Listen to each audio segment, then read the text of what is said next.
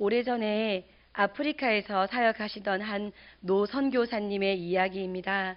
선교사님이 평생 열심히 사역하시다가 은퇴를 하게 되었습니다. 모든 사역을 마치고 이제 배를 타고 고향으로 돌아오고 있는데 마침 그 배에 아프리카에서 사냥을 마치고 돌아오는 대통령이 함께 타고 있었습니다. 오랜 항해를 끝내고 배가 드디어 항구에 도착을 했습니다. 대통령을 위해서 붉은 카페트가 깔리고 군악대의 팡파르가 울려 퍼지고 수천 명의 사람이 열렬히 환호하면서 일정을 마치고 돌아온 대통령을 뜨겁게 맞이해 주었습니다. 잠시 후 대통령 일행이 빠져나가자 환호하던 무리도 사라졌습니다. 이 노 선교사님이 배에서 내릴 때는 카페트도 없었고 팡파르도 없었습니다. 평생 주님을 위해서 헌신했는데 선교사님을 마중 나온 사람이 한 명도 없었던 것입니다. 너무나도 쓸쓸하게 고향에 돌아왔습니다. 선교사님의 마음이 너무 허전하고 쓸쓸해서 눈물을 흘리면서 하나님께 이렇게 마음으로 기도했습니다. 주님, 제가 평생을 주를 위해서 복음을 위해서 인생을 바치고 고향으로 돌아왔는데 저를 맞이해주는 사람이 한 사람도 없습니다. 그런데 바로 그때 선교사님의 마음에 주님의 세미한 음성이 들렸습니다. 아들아, 너는 아직 고향에 돌아온 것이 아니다. 네가 고향에 돌아오는 날 내가 너를 위하여 황금길을 깔아주마. 천사들의 나팔 소리와 함께 내가 친히 너를 마중 나오마 하셨답니다. 참으로 은혜로운 간증입니다. 이 이야기가 우리의 마음에도 깊은 울림을 주는 이유가 무엇일까요? 이것은 이런 삶은 아프리카에서만 사역하던 어느 한 선교사님만의 간증이 아니기 때문입니다. 바로 오늘 이 시대를 살아가는 우리 모두에게도 주시는 주님의 위로이기도 합니다. 사랑하는 성도 여러분, 우리의 진짜 고향은 어디입니까? 우리의 고향은 이 땅에 있지 않습니다. 그래서 주님은 우리를 거룩한 나그네다, 또 순례자다라고 말씀하셨습니다. 우리의 고향은 저 하늘에 있습니다. 이 놀라운 선물을 주시기 위해서 우리 주 예수 그리스도께서 십자가 위에서 죽으셨고 장사한 지 사흘 만에 부활하셨습니다. 부활 생명이신 우리 주님께서 오늘 바로 지금 우리 안에 계시면서 우리에게 영원한 생명을 주셨기 때문에 우리의 고향은 하나님의 나라이고 또한 이 땅을 사는 동안에도 부활 생명을 가지고 그것을 소유하며 살아가는 것입니다. 우리가 언젠가 죽은 이후에만 부활 생명을 얻는 것이 절대로 아니지요. 우리는 이미 부활을 소유하고 살아갑니다. 그렇기 때문에 우리는 이 땅을 버타며 살아가는 세상 사람들과는 전혀 다른 삶을 살아가야 합니다. 그러면 부활 생명을 가진 사람들은 어떤 삶을 살아가야 할까요?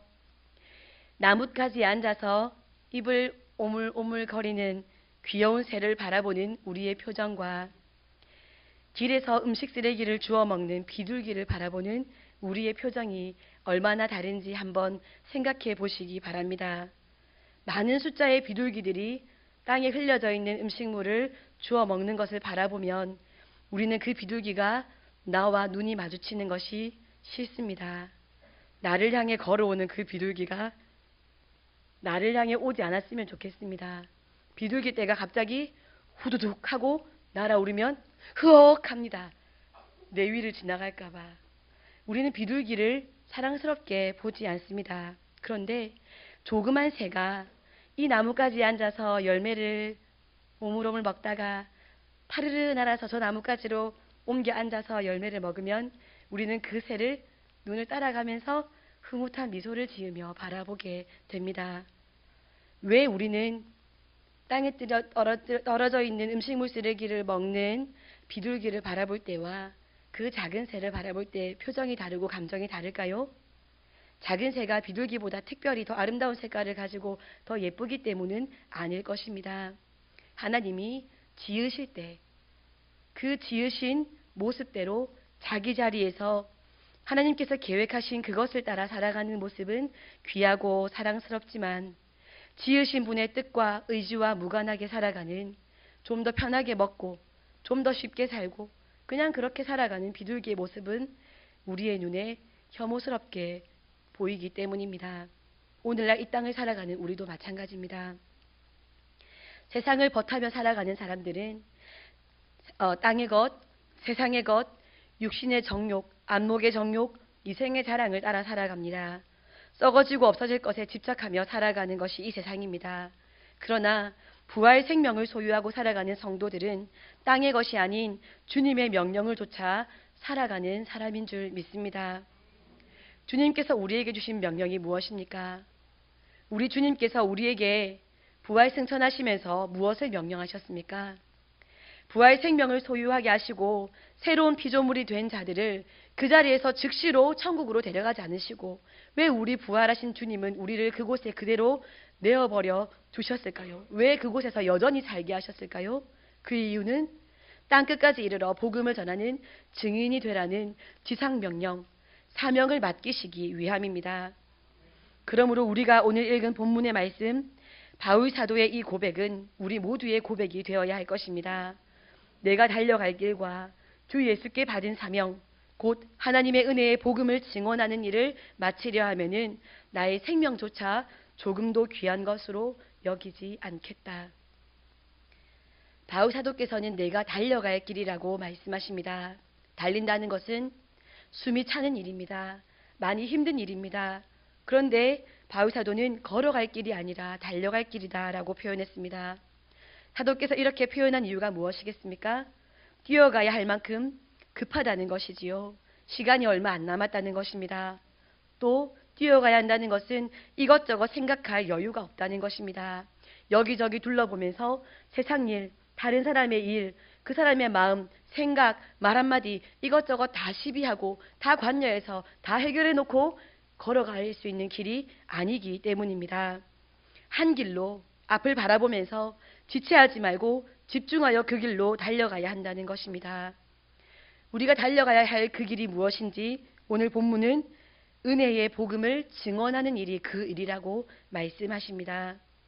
사랑하는 성도 여러분, 새가 길에 떨어진 음식을 먹는 것이 아니라 나뭇가지에 달려있는 열매를 먹는 것이 좋아 보이고 아름다워 보이는 것처럼 우리는 복음을 증거하기 위해서 먹고 복음을 증거하기 위해서 마시고 복음을 증거하기 위해서 사람들과 인간관계를 가지고 복음을 잘 증거하기 위해서 배우고 수고하며 달려가는 삶을 살아야 아름답습니다. 지으신 그 목적을 품고 사는 것이 귀합니다. 이 길을 달려가다 보면 때로는 숨이 차고 산을 넘어야 하는 어려움과 골짜기를 지나가야 하는 순간과 강을 건너는 위험이 있을 수 있습니다. 그렇기 때문에 바울 사도께서는 부활에 대한 말씀을 기록한 고린도전서 15장에서 이렇게 말했습니다. 단언하노니 나는 날마다 죽노라. 당당하게 선포합니다. 복음 때문에 매일같이 죽는 자기 자신을 세상을 향해 담대하게 선포하고 있습니다. 여기에 놀라운 비밀이 있습니다. 매일 죽으려면 매일 다시 살아나야 한다는 것입니다. 매일 죽는다는 것은 내가 매일 생명으로 살아난다는 의미를 포함하고 있는 것입니다. 이것이 바로 부활의 삶입니다. 복음 때문에 죽고 복음 때문에 다시 사는 이것이 바로 우리의 삶 속에 나타나는 부활 생명의 삶인 것입니다. 그렇다면 우리가 날마다 죽어도 날마다 다시 살아날 수 있는 근거가 무엇입니까? 그 힘의 원천이 바로 우리 안에 계신 살아계신 예수 그리스도의 부활 생명입니다. 그 부활 생명이 우리 안에 있다는 확실한 경험이 있다면 우리는 이전의 내가 아닙니다. 죄와 죽음에 매여 있는, 죄와 죽음에 두려워 벌벌 떠는 그런 인생이 아닙니다. 우리가 어떤 교훈을 받는 차원이 아니라 정말로 인격이시고 살아계신, 정말로 살아계신 부활하신 예수 그리스도를 만나게 된다면, 그분이 생명으로 우리 안에 정말로 계신다면, 그냥 교육을 받고 교훈을 들은 것이 아니라 정말로 우리 안에 살아계신다면 우리에게는 변화가 일어날 수밖에 없습니다. 사람은 변하지 않는다라고 말하지만 사람은 변하더라고요. 이전에 두려웠던 것이 이전에는 두려웠는데, 그래서 정말 말 한마디 못했었는데 이제는 그것이 두렵지 않아집니다. 이전에는 너무 부끄러웠던 일이 지금은 부끄럽지 않습니다. 이전에는 세상 것 먹고 살기 좋고 누리기 좋고 가지기 좋은 더 쉬운 방법을 마음껏 선택할 수 있었는데, 이제는 구역질이 나서 그 길을 갈 수 없고 구역질이 나서 그 사람들과 손을 잡고 걸어갈 수가 없게 됩니다. 이전에는 나 자신이 제일 불쌍한 사람인 것처럼 느껴졌었는데, 이제는 내가 제일 행복한 사람인 것처럼 느껴집니다. 이전에는 나만 보이던 시야가 이제는 이웃을 넘어 하나님의 세계로까지 확장됩니다. 이전에는 교회가 시켜서 어쩔 수 없이 했던 전도가 이제는 내 안에서 우러나오는 선포가 됩니다. 이전에는 이렇게 저렇게 다 거슬렸던, 이렇게 저렇게 많은 이유를 댈 수 있었던 나의 모든 삶이 이제는 조금 고민은 되어도 입 밖으로 당당하게 그것을 주장하지 못하는, 나를 위해 죽어주시기까지 하시고 이제는 부활하신 그 예수님 때문에 내가 변화되는 것입니다. 베드로는 실패자였습니다. 주님이 십자가를 지시기 전 재판정으로 끌려가실 때 멀찌감치 주님을 따라갔습니다. 옆에 딱 붙어서 가까이 가지 못하고 멀리 떨어져서 주님을 따라갔습니다. 버리지도 못하고 따르지도 못하는 실패자의 모습이었습니다. 종들과 많은 사람 곁에서 함께 불을 쬐면서 그 중에 자기를 알아보는 사람들을 향해 3번이나 부인했습니다. 저주하며 부정했습니다. 모두 주를 버릴지라도 나는 결코 버리지 않겠습니다. 내가 주님과 함께 죽게 되더라도 절대로 주님을 부인하지 않겠습니다.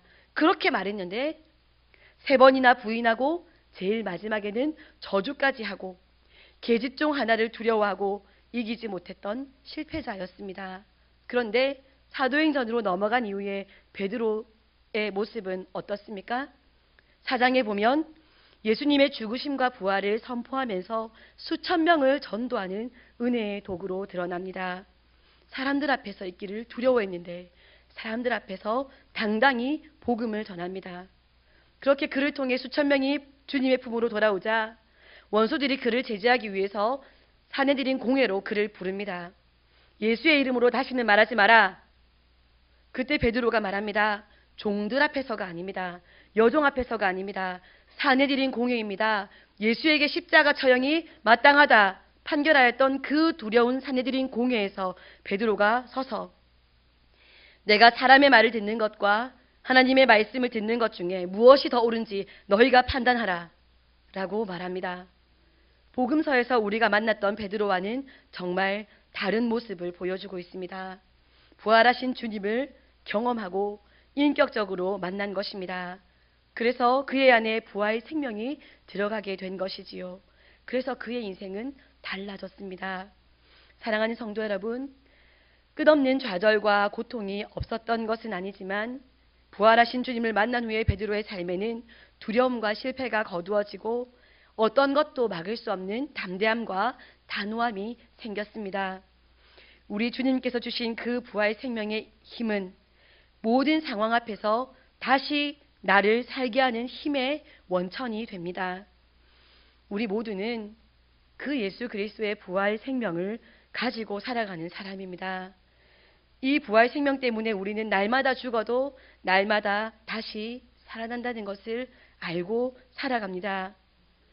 우리가 살아가는 이 삶의 모든 맡겨진 것들, 나에게 지워진 십자가, 이 모든 사역을 감당할 때에는 나의 생명을 조금도 귀한 것으로 여기지 않겠다. 그런 담대한 고백을 세상을 향해 선포하며 살아갈 수 있는 것이 우리 모두입니다. 날마다 다시 살게 하시는 부활의 능력을 힘입으시기를 우리 주님의 이름으로 축원합니다. 이 부활의 소망으로 말미암아 장차 우리가 이 세상을 떠나 언젠가는 들어가게 될, 그리고 영원히 살게 하실 그 참된 본향을 바라보고 또 소망하면서 이 소망이 참된 부활 소망이다 라는 것을 분명히 깨닫고 이 땅을 사는 동안 우리가 이 부활 생명의 힘과 능력으로 날마다 내가 감당해야 할 길, 내가 달려가야 할 길, 나에게 맡기신 그 길을 걸어갈 수 있는 그 복음을 증언하는 일에 우리의 생명조차 조금도 귀한 것으로 여기지 아니하고 날마다 죽어도 날마다 나는 다시 살아난다 하는 부활 생명이 주시는 능력을 힘입어서 날마다 우리의 삶 속에 우리에게 맡겨주신 그 귀한 예수 그리스도의 복음을 증거하는 복되고 값진 삶을 살아가는 우리 새빛교회 성도님들 되시기를 바랍니다. 특별히 이제 뽀데이를 앞두고 우리의 마음으로 하나님께서 우리에게 감동하신 태신자를 작정하며 달려가고 있는 우리 새빛교회 모든 성도님들을 정말로 축복합니다. 하나님께서 우리에게 감동하신 분들이십니다. 우리의 땅의 삶의 목적은 예수 그리스도의 복음을 증거하라 하는 것이었는데 이제 우리가 나 혼자서 끙끙 앓으면서 어떻게 감당해 가는 것이 아니라 하나님께서 우리에게 감동을 주시고 우리가 함께 생활하는 성도들과 함께 손을 잡고 함께 예수 그리스도의 복음을 증거할 수 있는 이 귀한 기회가 다시 우리에게 주어졌다는 것을 우리가 기뻐하며 감사하며 달려갈 수 있었으면 좋겠습니다. 달려가면서 좀 힘이 들고 좀 지치고 피곤할 수 있겠지만 그것이 우리 예수님께서 부활 생명을 우리에게 심어주시면서 우리에게 원하시고 우리를 통해 보기 원하시는 그 마음이었던 것을 우리가 기억하면서 이제 우리에게 지어주신 그 길, 우리가 살아가야 할 그 길을 천국 소망을 품고 하나님 앞에 섰을 때 하나님께서 어떤 표정 우리를 봐주실지를 기대하는 마음으로 이 뽀데이를 기쁨으로 잘 달려갈 수 있는 우리 새벽교회 성도님들 되시기를 원합니다. 기도하겠습니다.